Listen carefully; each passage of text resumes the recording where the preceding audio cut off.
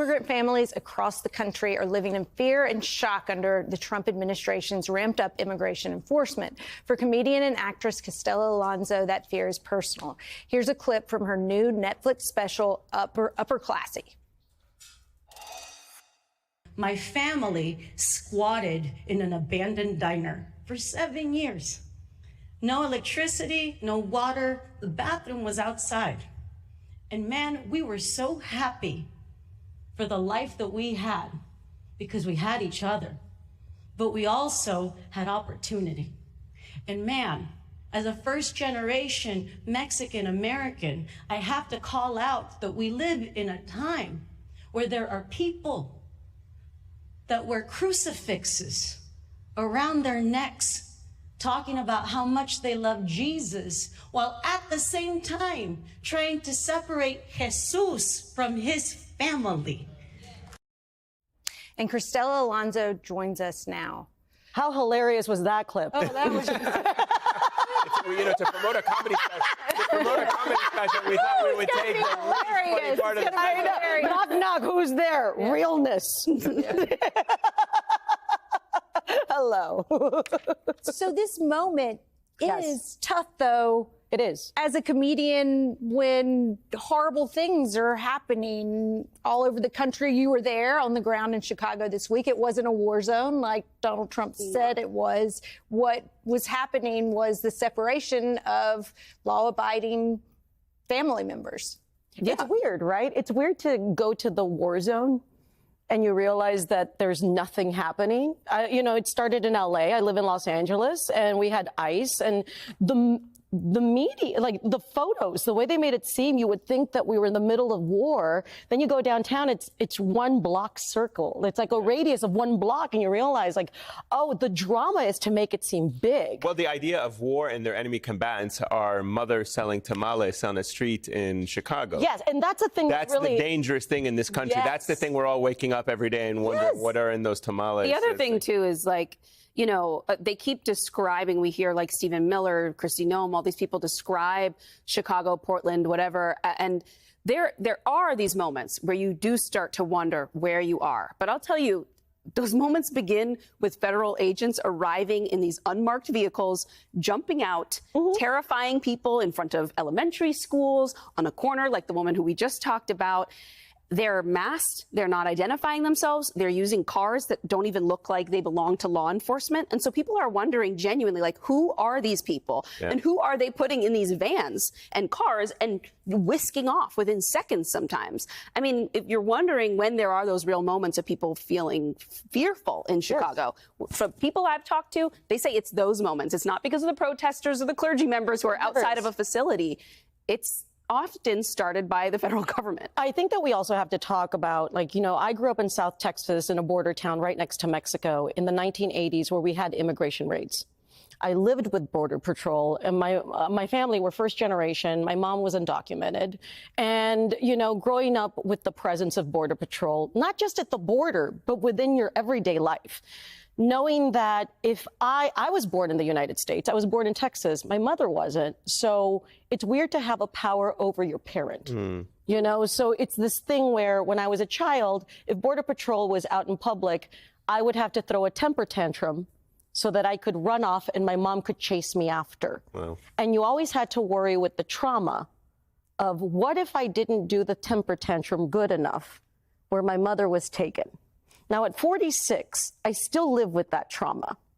And when the raid started, when the ICE raid started in LA, I started thinking about every kid like me and how it lives with you for the rest of your life. And again, they say they're going after criminals, but they're not. They're afraid of criminals. And that's the thing that I think we need to talk, is the criminals that they think that they want people to think they're going after, they're not. That's why they go after the tamale lady. That's why they go after the gardeners. Because they're easy targets. They're not trying to go after criminals. They're trying to go after the easiest, most vulnerable people they can get. I want to ask you about something, since you talked about your own personal experience with your mother being undocumented, and it's a comment that we hear a lot, sometimes on the right, but we do hear it whenever you talk about the people who are here, who may have come here as undocumented immigrants. The response is, well, they should have come here the right way, as if there is a historical right way to have come to America. I Yes. understand the concept of it now and trying to maintain, but what do you say to people who whenever you say these are hardworking people like this woman that we just saw in Chicago or your mother? Yeah.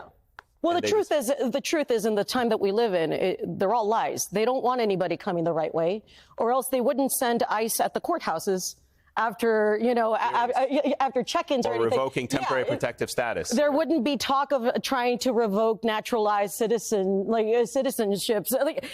That's when you realize it's not about doing it the right way. It's about trying to portray this point of view that they're like, the easiest thing we can do is vilify groups that we hope people don't know personally. That is what happens all the time. That's what happened with the first administration with the Muslim ban, right? It's like you're hoping that people don't know Muslims and that we can vilify them. The people that we don't know, that we hopefully don't have a face and heart to, they're the easy targets. It's not your fault. It's these people. Look at how mean they are. So it's not about doing it the right way. And also, if it was about the right way, the government, this happens in every election. I work in so many campaigns trying to get voter outreach, and everybody talks about immigration, but there isn't a good plan of immigration that gets executed. It's always this thing that comes in limbo. It's like, do you want them here the right way? If you did, you'd make it easier. Because my brother, my oldest brother, he was undocumented, took him 30 years to become a citizen. And it was just, everybody says, get in the back of the line. There's no line. So it's different for everybody. So it's like, it can take maybe a year for some people. It could take 15 years. Some people might not ever get it. Some people are just going to spend money on a Trump card or whatever it is. Exactly. Cut the line. Yeah. So it's that thing where you're like, I'm sorry, but why is it? You can't say that you want it done the right way when you cut corners and there's always a shortcut to do it. Like, if you have money, then it's the right way really quick. Can you touched on this a little bit, but for the children who are being left behind, as mothers like the one we covered in the last block, she's detained now, 18 and 16-year-old left behind. You know what it's like to be a kid to have a parent that you're worried about.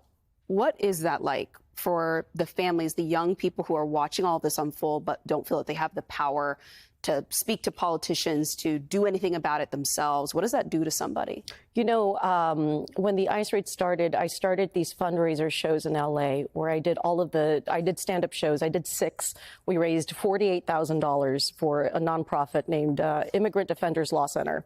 And they give legal counsel to undocumented detained immigrants, most of them children.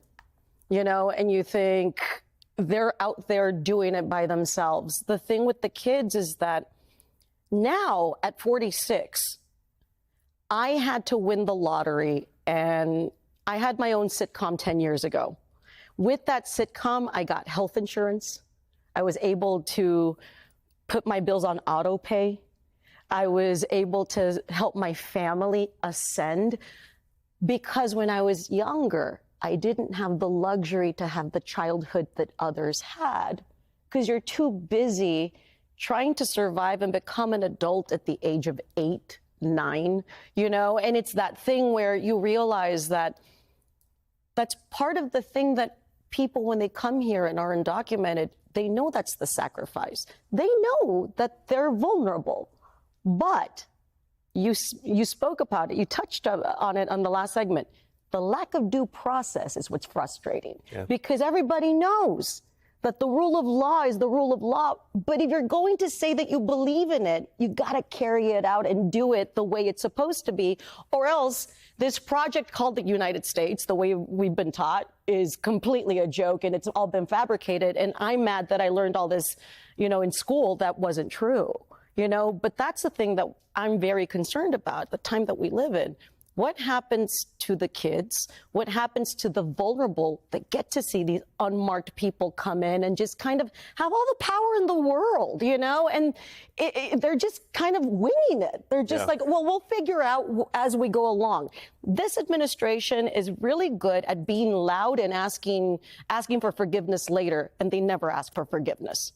Yeah, you know, it's been heartbreaking, and I think thinking of all the children who are going to be traumatized by watching their parents being ripped apart in communities like Chicago and elsewhere in this country, and who knows what's going to happen to them as they get older in this country. Cristela Alonzo, it's great to have you. The new special, and we promise you, it's actually really funny. Besides that clip that we played, it is actually. I promise you, it's funny. It is. Definitely I promise go watch it. You can watch it now on Netflix. Thank you so much. Great to see you.